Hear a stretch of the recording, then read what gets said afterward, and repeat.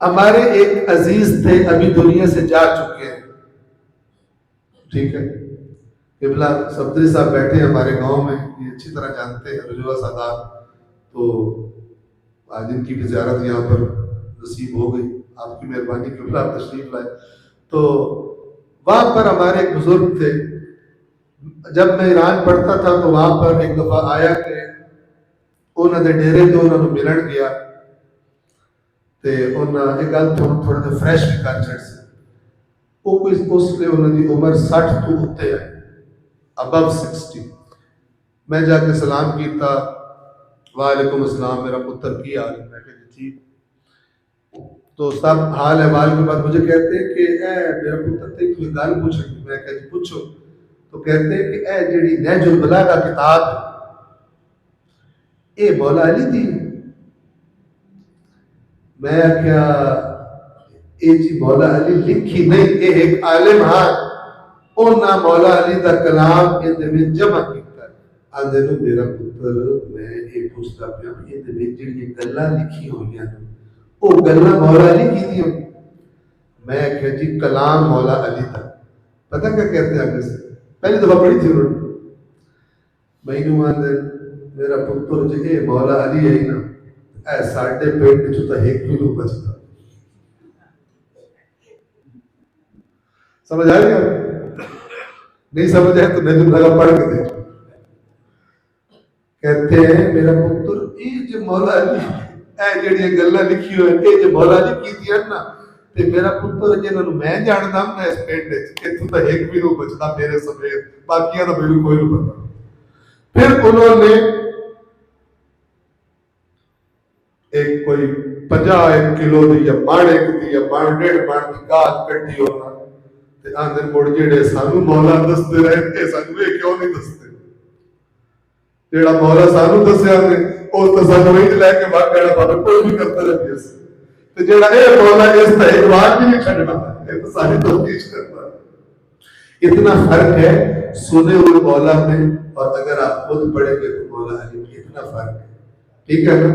اور آپ دیکھیں گے اگر جو قرآن پڑھے گا اور نہج البلاغہ کو پڑھے گا تو آپ دیکھیں گے موضوعات بالکل ایک جیسے ہیں، فقط وہاں پر اللہ حکم دے رہے، یہاں پر بندہ، فرق یہ پتہ چل جاتا ہے کہ وہ خالق ہے باتیں کرنے والا اور یہ اسی کی مخلوق ہے جو اسی قرآن کا تربیت یافتہ ہے اور وہ ایسی باتیں کرتا ہے۔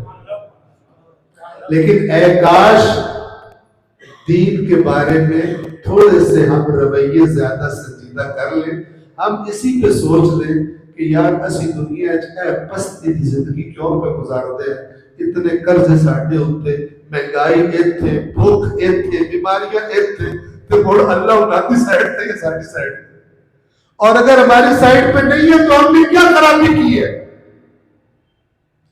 اس کا طریقہ یہ ہے کہ چوسنی نکالیں دین کی منہ سے اور فیڈر پینے شروع کریں جس میں دودھ ہوتا ہے، اور دودھ سے مراد کیا ہے؟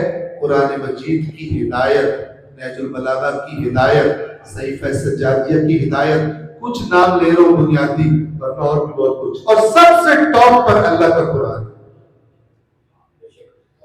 امید ہے انشاءاللہ کہ یہ ساری باتیں سبب بنے میرے لیے بھی آپ کے لیے بھی کہ ہم اپنی قرآن کے ساتھ ریلیشن شپ کو بہتر بنائیں، ورنہ اللہ ہم سے کہے گا کہ اہل بیت تھوڑے زمانے تو کوئی نہ، لیکن جڑی ایک شاید تھوڑے زمانے چاہیے تو سب کٹ کوئی نہیں کی قرآن نال تو سب جڑا رویہ رکھا ہے کٹ کوئی نہیں کی۔ تو بس ایک دو جملے میں ذکر مصیبت کی عرض کر دوں، یہ امت عجیب امت ثابت ہوئی کہ جن کا رسول جس کا یہ کلمہ پڑھتے تھے ان کو فقط 2 چیزیں دے کر گئے۔ میں 2 قیمتی چیزیں تمہیں دے کے جا رہا ہوں۔ قرآن کے مصائب میں نے عرض کیے اس پچھلے گھنٹے میں جو گزرا ہے، قرآن کے مصائب تھے، قرآن کی تنہائی تھی، قرآن سے ہدایت نہ لینا، اس سے بڑی توہین کوئی قرآن کی ہو سکتی ہے؟ جس لیے آیا ہو وہ کام نہ لیا جائے، اس سے بڑی کوئی توہین ہو سکتی؟ کوئی نہیں ہو سکتی۔ اور دوسری چیز جو اللہ کا نبی دے کر گیا اس امت کو، فرمایا وَعِتْرَتِي أَهْلَ بَيْتِي، اور میری عطرت میرے اہل بیت، تو اس امت کی حالت عجیب نہیں کہ نہ قرآن کا حق ادا کیا نہ اہل بیت کا حق ادا کیا۔ اور اگر کوئی سوال کرنا چاہے کہ اس امت نے اہل بیت کے ساتھ کیا سلوک کیا ہے، تو جا کر سوال کرے اس ہستی سے جسے سید سجاد کہتے ہیں۔ واقعہ کربلا کے بعد کتنے سال میرا مولا رو رو کر لوگوں کو کربلا سناتا رہا۔ لوگوں نے سید سجاد کی شخصیت اپنے گریے کی وجہ سے، دو علامتیں تھی میرے مولا سجاد کی، ایک کربلا کو یاد کر کے گریہ کرنا اور دوسرا اللہ کی عبادت کرنا، سجدے کرنا۔ دوست دشمن لقب دیتے تھے سجاد، بہت زیادہ سجدے کرنے والا، زین العابدین، عبادت گزاروں کی زینت۔ امام سجاد کے گریے میں غم بھی تھا اور حکمت بھی تھی۔ غم تو ان تمام مصائب کا جو کربلا میں دیکھے، کوفہ اور شام کے بازاروں میں دیکھے، اور حکمت یہ تھی کہ کہیں اتنی بڑی قربانی چھپ نہ جائے، لوگ اس کو فراموش نہ کر دیں۔ وہ جو بنیاد رکھی میرے مولا سجاد نے، اور جو بنیاد رکھی علی کی اس پاکیزہ بیٹی نے، اس کی وجہ سے آج میں اور آپ یہ عزاداری ہم تک پہنچی۔ تو اگر جا کر سید سجاد سے کوئی سوال کرتا کہ مولا آپ کا غم پرانا کیوں نہیں ہوتا،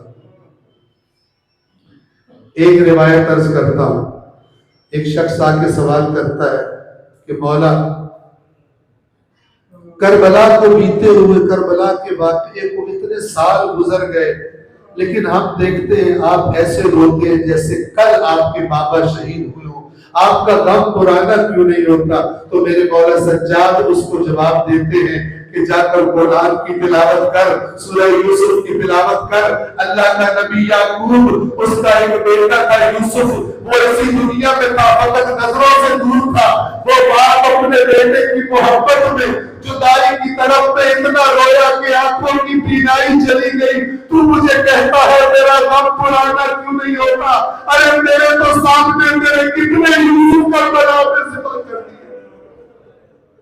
ایک شخص آ کر سوال کرتا ہے مولا آپ اتنا کیوں روتے ہیں؟ اللہ کی راہ میں جانیں قربان کرنا۔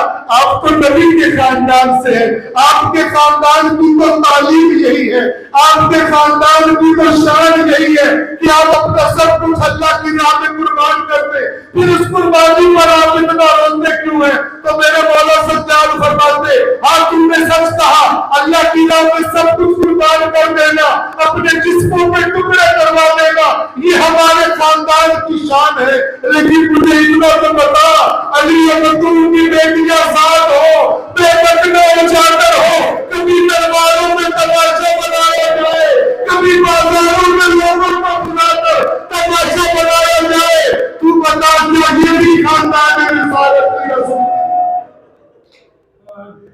الا لعنت اللہ علی القوم الظالمین وَسَيَعْلَمُ الَّذِينَ ظَلَمُوا أَيَّ مُنْقَلَبٍ يَنْقَلِبُونَ۔ پروردگار یا اللہ یا رحمان یا رحیم، بحق قرآن کریم و بحق محمد و آل محمد، ہمارے اس ذکر کو، اس عبادت کو اپنی بارگاہ میں قبول فرما۔